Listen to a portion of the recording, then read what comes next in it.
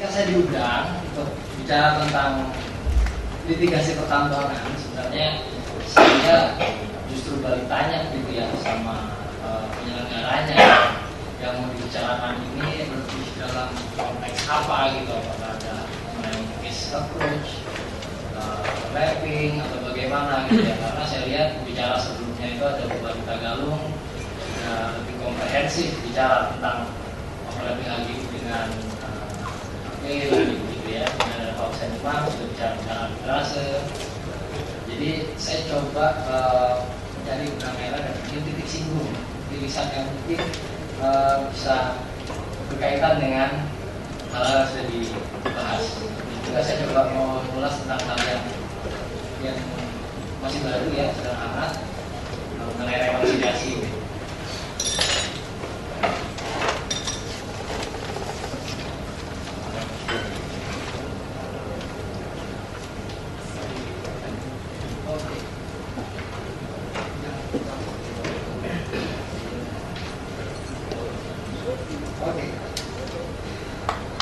Kalau tadi Pak Ganjar sempat bilang polisi datang, dia tanya dulu surat tugasnya. Kalau saya di pengadilan nggak berani begitu, saya tanya Pak Hakim boleh lihat surat tugasnya atau surat keangkatannya ya. Karena mereka selalu tanya kan, atau tempatnya mana Mas? Nah itu saya nggak mungkin lakukan. Tapi ya itulah sudah pengadilan gitu. Oke, untuk penyelesaian sengketa di Indonesia ada melalui litigasi pengadilan atau misalnya di luar pengadilan, ada mediasi, atau arbitrase. Saya mungkin lebih mewujudkan jadi arbitrase. Oke, asas peradilan semua sudah tahu mungkin ya. Ini beliau template saja ini, ada cepat, ada ringan. Waktu saya sampaikan relatif lama, sebenarnya setiap case itu punya bobot yang berbeda. Jadi mungkin perhatian dari majelis hakim dari tingkat PM, PT sampai MA juga berbeda-beda gitu. Penyelesaian kurang lebih bisa sampai 5 tahun atau bahkan lebih cepat gitu.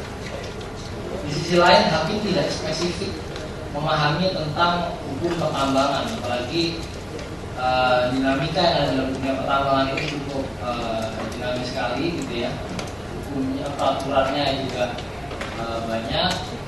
Dispute itu bisa terjadi mulai dari sejak proses katakanlah ada akuisisi atau dalam perjalanan proses pengiriman ada default, pengiriman lokal, bahkan mungkin pada saat pengiriman sampel ada berubah, COA-nya yang mungkin dinyatakan palsu atau lain-lain gitu. Itu yang mungkin tidak bisa diikuti oleh pengadilan Indonesia dengan cukup baik.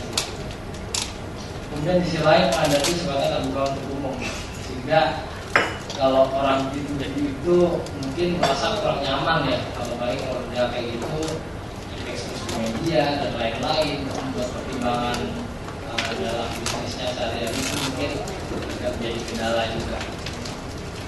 Di sisi lain, pengadilan itu lembaga judisial sehingga putusannya memiliki kekuatan eksekutorial, tidak memerlukan bantuan lain untuk bisa mengeksekusi putusan yang sudah dijatuhkan. Dari beberapa pengalaman saya di beberapa kantor dan juga saya melihat dari beberapa senior saya yang sudah berpraktek, saya melihat ada hal-hal yang kadang oleh pihak yang bersengketa itu dilupakan gitu. Padahal hukum itu selalu bicara mengenai aspek formil dan material. Artinya tidak perlu kita bicara substansi perkaranya apa dan bagaimana. Litigasi di pengadilan itu mungkin sesuatu yang kita hindarkan. Artinya kalau bisa upaya amicable settlement, kita sampai malu perdamaian jauh lebih baik. Tapi kadang kita tidak pernah tahu kalau ada klaim datang gitu ya, sehingga kita harus juga menghadapi itu. Nah, hal-hal yang menurut saya perlu diperhatikan itu dalam berlitigasi pengadilan adalah aspek formil. Jadi jauh sebelum kita bicara materinya, kita lihat dulu secara prosedural ini. Kalau misalnya kita ada gugatan masuk, kita cermat dulu melihat aspek formilnya untuk bisa dihantam di eksepsi karena dia. Jadi kita mulai dari surat kuasa gitu misalnya. Banyak kali dalam perkara yang ada itu penyusunan surat kuasa saja sebenarnya masih salah. Salah di sini bisa berimplikasi pada Caca, tidak sesuai dengan ketentuan di SEMA nomor 694 gitu ya. Hal yang paling sepele itu yang pernah saya sering ditemukan, penulisan subjek hukum pemberi kuasa. Jadi kalau ada gugatan diajukan oleh PTA misalnya gitu ya, dalam surat kuasanya disebutkan yang bertanda di bawah ini adalah nama Mr. X dalam kapasitas selaku direktur PT A gitu.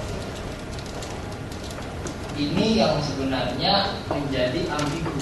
Sebenarnya pemberi kuasanya ini PT-nya atau individu pribadi. Once hal ini tidak clear, gitu ya, ini jelas bisa masuk dalam eksepsi konsultasi judicial oleh dengan kapasitas menggugat yang nantinya diputusnya itu adalah pada saat akhir. Jadi kalau eksepsi ini kan mungkin Bapak Ibu sudah tahu juga, eksepsi yang diputus di putusan selah itu kan hanya absolut relatif ya, hanya menyangkut tentang kompetensi pengadilan mengadili perkaranya. Tapi eksepsi lainnya, error in persona, pluribus konsorsium, persona studi dan lain-lainnya itu diputus belakangan. Jadi pada saat kita sudah all out, habis tenaga, pikiran, waktu, biaya untuk membicarakan tentang sengketa, substansinya, mendetail bukti yang diajukan gitu ya, mungkin mengajukan saksi, ahli, saksi faktanya, tapi ternyata majelis hakim memutus bahwa perkara ini tidak bisa dilanjutkan pokok perkara karena eksepsi dikabulkan. Dan ini bukan perkara yang kecil, bahkan perkara jutaan dolar. Kalau boleh saya mengutip Hotman Paris dalam kerangka akademik, saya melihat dia memenangkan perkara dengan baik dan saya tahu persis gitu. Karena dia melihat hal-hal yang sifatnya formil seperti itu dengan cukup jeli. Dia melihat masalah pemberian kuasa tidak benar. Ada case lain yang pernah saya menjadi highlight itu adalah lawannya, penggugatnya itu adalah pihak asing. Saya lupa negara mana, tapi yang pasti pemberian kuasa di negara itu tidak harus oleh direkturnya.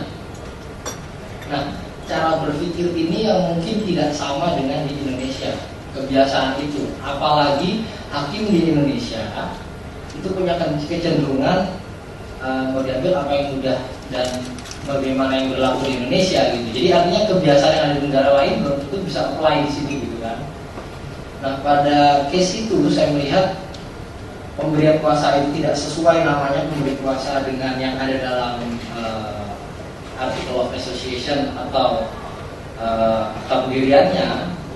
Kemudian majelis hakim menilai ini tidak punya kapasitas memberikan kuasa sehingga gugatannya cacat.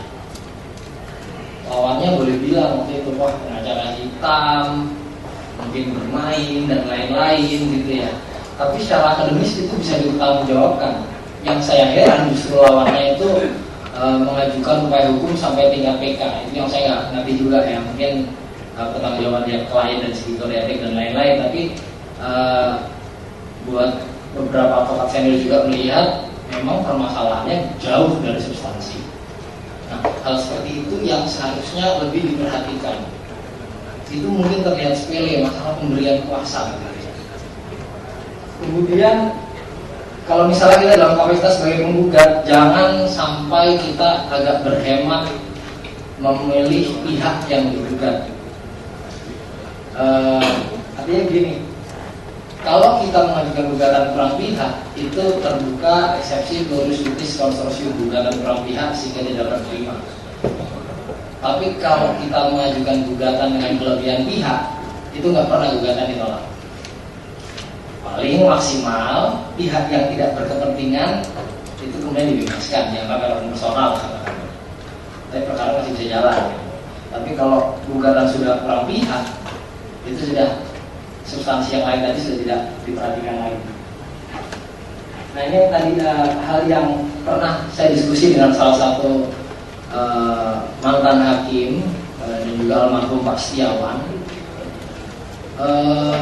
mereka itu ketika menangani perkara sebenarnya nggak suka kalau orang hukum itu membuat dokumen sidang tebel-tebel, bahasanya melik-melik gitu kata mereka.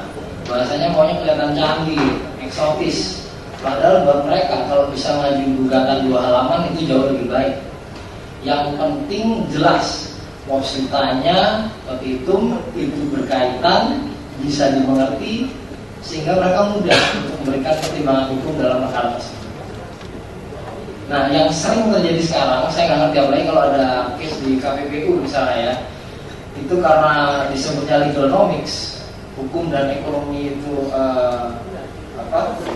digabung gitu dalam case itu kalau bikin pembelaan, tanggapan atau keberatan itu tebelnya bisa sampai 300-400 halaman. Padahal majelis pemeriksanya saja cuma punya waktu 1 minggu untuk memutus. Tidak mungkin itu bisa dibaca dengan baik gitu. Nah, jadi sebaiknya semuanya dikemas dengan ringkas, sederhana, namun tepat sasaran. Mereka juga pesan sebenarnya gini sih, kalau bisa membuat sesuatu itu seperti piramida terbalik. Mana yang lebih penting disampaikan di awal, yang semakin tidak penting taruh di belakang. Jadi memudahkan mereka. Ada juga beberapa gugatan itu yang disusun mungkin karena pengen klien ya, misalnya kliennya asing gitu, dengan gaya Anglo-Saxon gitu ya. Jadi gugatannya itu atas dasar apa ya pertanyaan dia?